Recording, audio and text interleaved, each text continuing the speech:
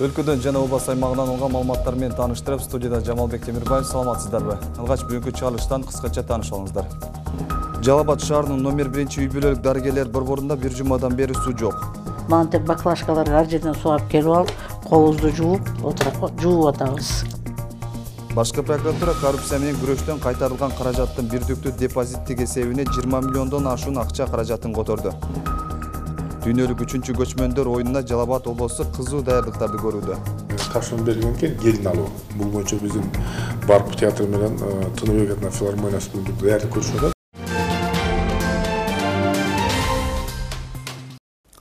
Кыргыз Республикасынын президенти Сооронбай Жээнбеков эртең 19-июлда өлкөнүн жарандык секторунун өкүлдөрү менен жолугушат. Жолугушууга 30дан ашык өкмөттүк эмес уюмдардын өкүлдөрү жана коомдук активисттер чакырылган. Жарандык сектор өкүлдөрү менен мамлекет башчынын диалогунун алкагында мамлекеттин турмушуна жана мамлекеттик органдар менен жарандык сектордун ортосундагы өз ара аракеттенүүгө тиешелүү маселелер боюнча пикир алмашуу болот. Ал эми бүгүн президент Сооронбай Жээнбеков Кыргызстандын чегинен тышкары жактарда иштеген мекендештер менен жолугушту. Жолугушууда өлкөдө инвестициялык климатты жакшыртуу, ишкерлик жана Кыргызстандын экономикасынын өнүгүшү үчүн ыңгайлуу чөйрөнү бекемдөө боюнча пикир алмашуу болду. Мамлекет башчысы менен маектешүү учурунда жолугушуунун катышуучулары алардын демилгесин колдогону үчүн ыраазычылык билдиришти. Региондордун бүт өлкөнүн экономикасына инвестиция алып келүү боюнча пландары тууралуу айтып беришти. Жолугушуунун катышуучусу Өмүрбек Үмөталиев мекендештер миграцияны азайтууга жана региондорду өнүктүрүүгө салым кошуп жатканын белгиледи. Россиядагы жеке ишкер Толкунбай Акматов ЭЭП өлкөлөрүндөгү мигранттардын медициналык жактан камсыздандыруу жана пенсия төлөмдөрү боюнча маселелерди көтөрдү. Президент Сооронбай Жээнбеков суроолорго жооп берип жатып, айтылган маселелер боюнча өкмөт жана парламент тиешелүү жумуштарды аткарып жатканын белгиледи. Жолугушуунун соңунда президент Сооронбай Жээнбеков мигранттарга Манас эпосу китебин белекке берди. Силер менен жолугардын алдында ошол биз эгемендүү мамлекет болгон жылдарды, андан кийинки жылдарды, оор жылдарды жана эстеп отуруп, Союздан таркаганда билесиңер, уну жок калганбыз, уну жок калып, элибиз каранан жеп, аны билгендер болсо керек балдар. Биздин мамлекет өнүгүшүнө дагы ошол мезгилде, оор мезгилде сыртка чыгып, ошол жолду таап, ошол башка мамлекеттерге барып отурукташып, ошол жерде иштеп, анан ошол жака иши жок жүргөн биздин мекендештерибизди, биздин жарандарды тартып алып барып, иш таап берген, эң алдыңкы жүргөн балдарды эстедим. Орусияда жыл башынан бери 7000ден ашуун кыргызстандык кара тизмеден чыгарылды. Бул тууралуу Бишкектеги маалымат жыйынында Тышкы иштер министри Эрлан Абдулдаев билдирди. Анын айтымында учурда Орусияда мыйзам бузду деген 70 миңдей кыргыз жараны кара тизмеде кала берүүдө. Алардын 50 миңден ашыгы соттун чечими менен бул тизмеге илингени үчүн алардын андан чыгаруу кыйын болорун министр эскертти. 2013-жылы Орусия бийлиги миграция мыйзамдарын бузган чет элдик жарандардын тизмесин түзгөн. Ага жазылган жарандар өлкөгө кайра киргизилбейт. Бүгүнкү күнү Орусияда иштеп жүргөн кыргызстандыктардын расмий саны 640 миң адам. Бул жалпысынан чет жакта иштеген мекендештердин 88%-ын түзөт. Бирок иш жүзүндө мигранттардын саны мындан көп экени айтылып келет. Кыргыз Республикасынын премьер-министри Мухаммедкалый Абылгазиев 16-17 июлда жумушчу сапар менен Грузияга барып, анда ачык өкмөт өнөктөштүгү эл аралык демилгесинин 5-саммитине катышты.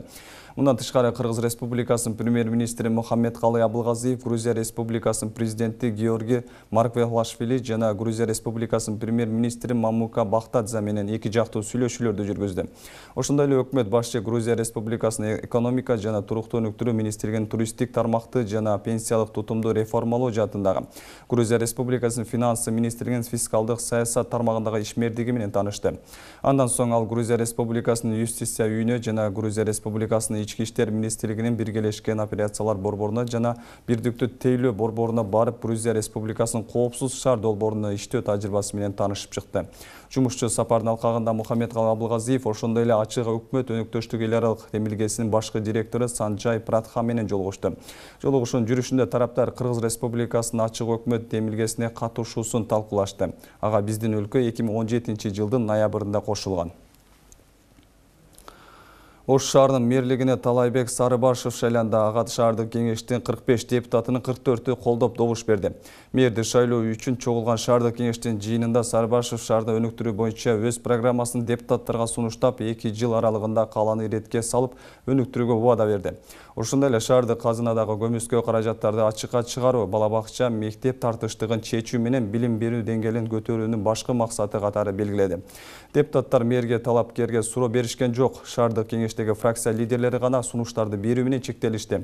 3-июлда Ош шаарынын мурдагы мэри Айтмамат Кадырбаев башка кызматка өткөнүнө байланыштуу ишин тапшырып берген. 47 жаштагы Талайбек Сарыбашев буга чейин өкмөттүн Ош областындагы өкүлү болуп эмгектенип келген. Аны шаардык кеңештин көпчүлүк коалициясы жалгыз талапкер катары сунуштаган. Башкы прокуратура коррупция менен күрөштөн кайтарылган каражаттардын бирдиктүү депозиттик эсебине 20 миллион 324 миң сом которду. Бул тууралуу башкы прокуратура басма сөз кызматы кабарлады. Бирдиктүү депозиттик эсепке түшкөн акча жалпы суммасы бүгүнкү күндө 130 миллион сомго жакындады. Күч органдары кайтарылган каражат кайсы фактылар боюнча жана кимден өндүрүлгөнүн ачык жарыялай элек. Президент Сооронбай Жээнбеков жемкорлордон өндүрүлгөн акчаны топтош үчүн эсеп ачууну буйруган. Өкмөттүн токтому менен 3-июлда финансы министрлигинин карамагында бирдиктүү депозиттик эсеп ачылган. Бул эсепке башкы прокуратура экономикалык кылмыштарга каршы күрөш боюнча мамлекеттик кызмат, улуттук коопсуздук боюнча мамлекеттик комитет жана ички иштер министрлиги коррупционерлерден кайтарылган каражатты топтошу керек. Акча өкмөттүн негизделген чечими менен кайра бөлүштүрүлөт.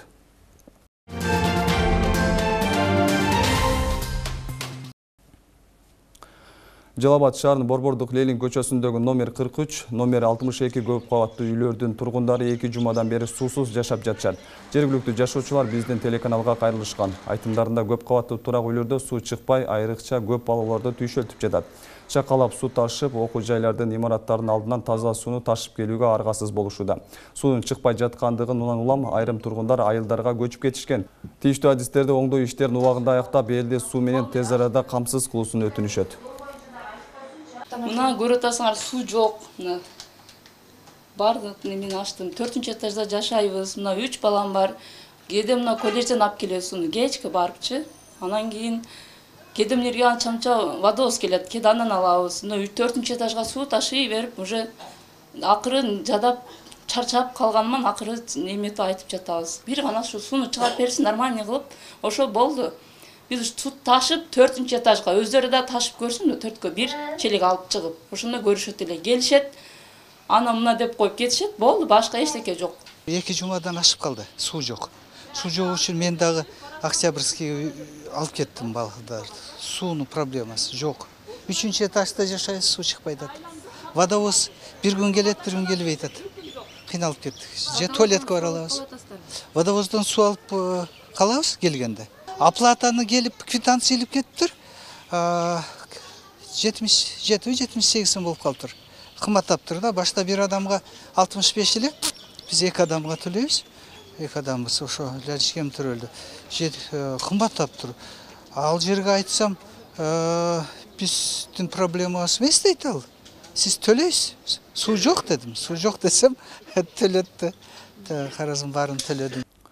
Суу көйгөй көп кабаттуу үйлөрдө гана эмес, анткени шаардагы номер 1 үй бүлөлүк дарыгерлер борборунда 1 жумадан бери суу жок. Мындай абалга бала бакчалар, ошондой эле айрым мекеме ишканаларда кездешкен.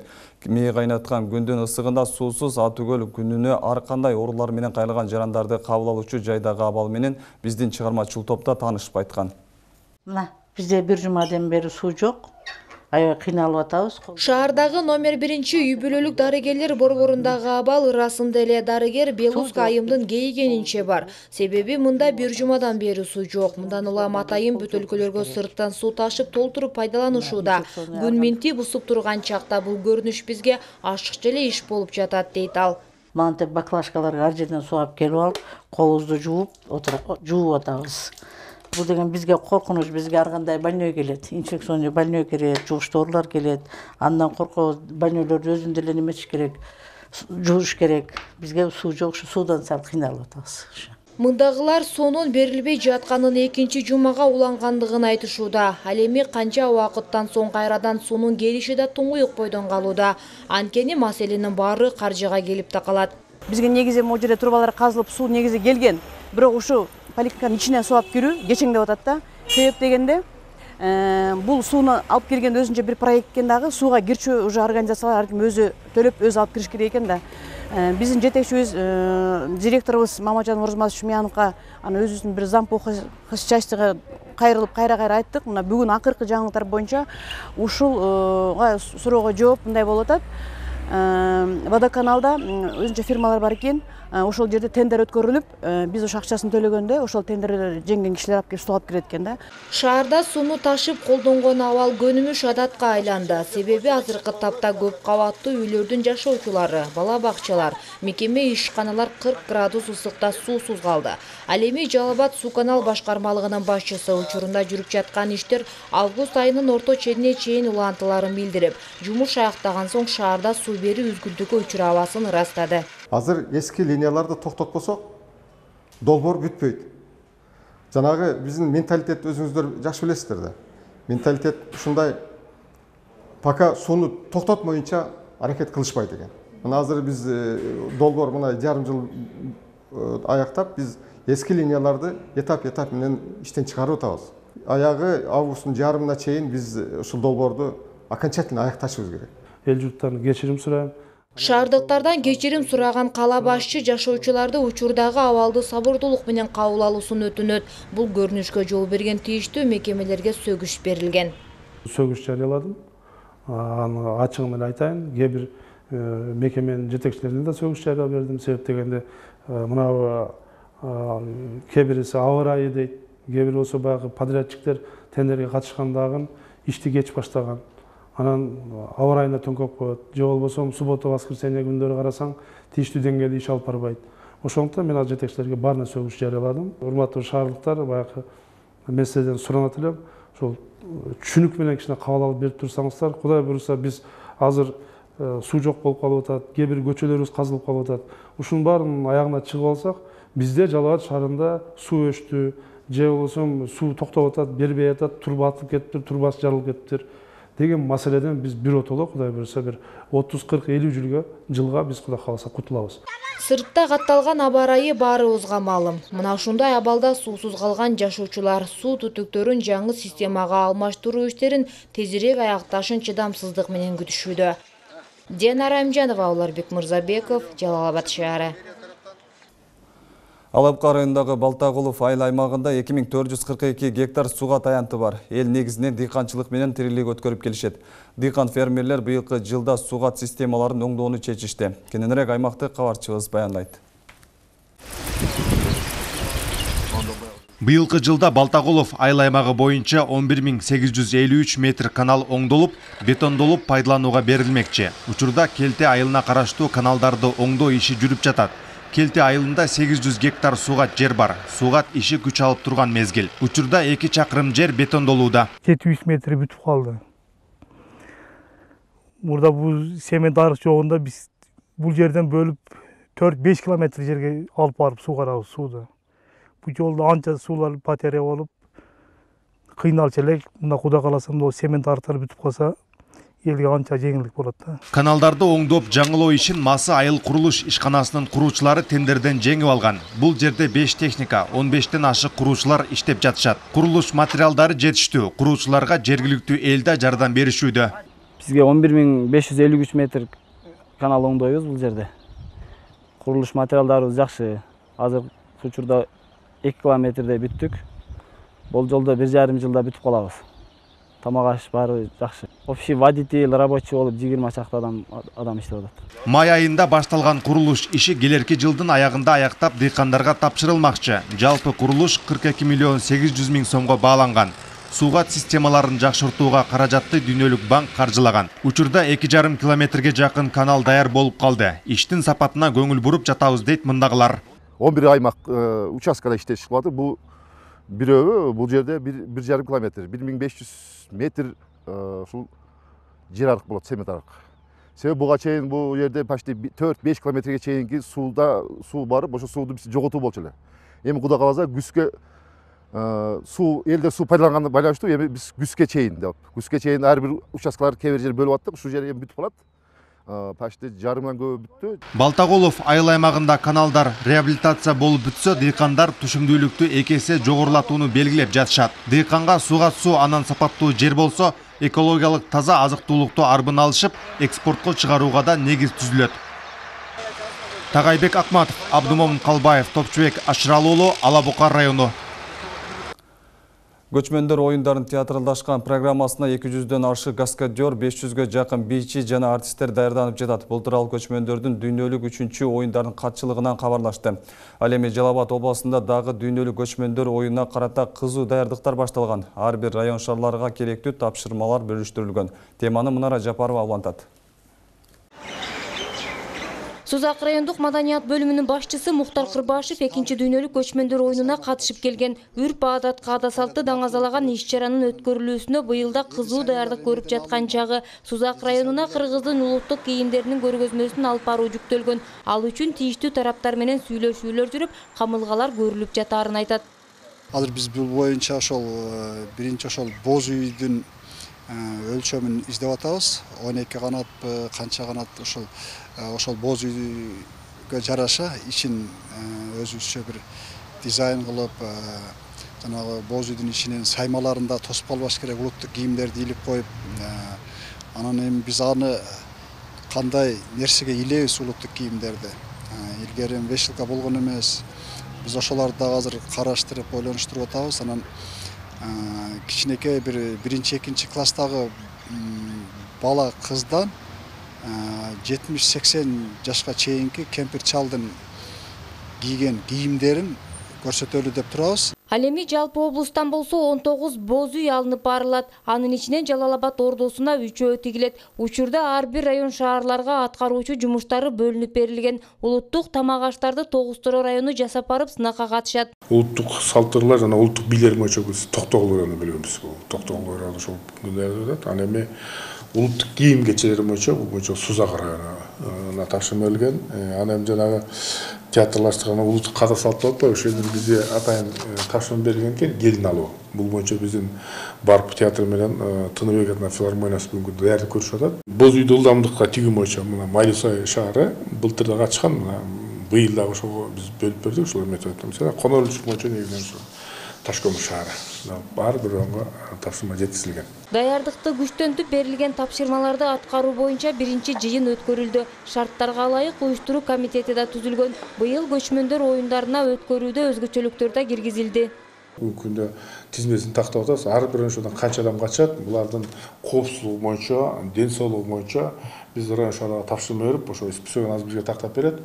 Ошо жанагы камсыздандырат биринчиден, ошол барган киши, экинчиден ошол кишинин ден соолугу боюнча, ден соолугун тазалыгы боюнча справка алып, ушул бийжеге кыйналбасын деп ушундай биз тапшырма беребиз. Андан тышкары ушул бара турган транспорттор боюнча да бүт жанагы камсыздандырып өтөт. Жолдо кокус токтоп калып бузулуп калбаш үчүн. Ошол жалпысынан ушул бүгүнкү күнү биз ушул акыркы эмеге келип атабыз. Ушул бара турган, ошол барып катыша тургандардын списогун тактап атабыз бүгүнкү күнү. Толук бүтө элек. Күзүндө өтө турган 3-чү дүйнөлүк көчмөндөр оюндарына бир катар дүйнө жылдыздары чакырылганын катчылыктан билдиришти. Конокко Анджелина Джоли, Леонардо Ди Каприо, Джеки Чан жана индиялык актриса Дия Мирза чакырылган. Дүйнөлүк жылдыздарга чакыруу март айында эле жиберилген. Бирок алардын келер-келберси боюнча жоопту ала элекпиз. Ал эми көчмөндөр оюндарынын ыктыярдуу элчиси болуп саналган Стивен Сигал быйылда келип катышат деп катчылыктан ырасташты. Эскерте кетсек, буга чейин жалпы жонунан 102 мамлекеттен конок чакырылары айтылган. 3-чү дүйнөлүк көчмөндөр оюндары 2-сентябрдан 8-сентябрь күндөрү Ысык көлдө өтөт. Аны өткөрүүгө мамлекеттен 306 миллион сом бөлүнөт. Мунара Жапарова, Бекмамат Алишер уулу, жаңылыктар программасы үчүн. Мына ушундай чыгарыштар бүгүнкү жаңылыктар топтомун түздү. Мен сиздер менен коштошом. Алдыда эртеңки күндүн аба ырайы менен таанышып алыңыздар. Кечиңиздер көңүлдүү улансын. Саламатта туруңуздар.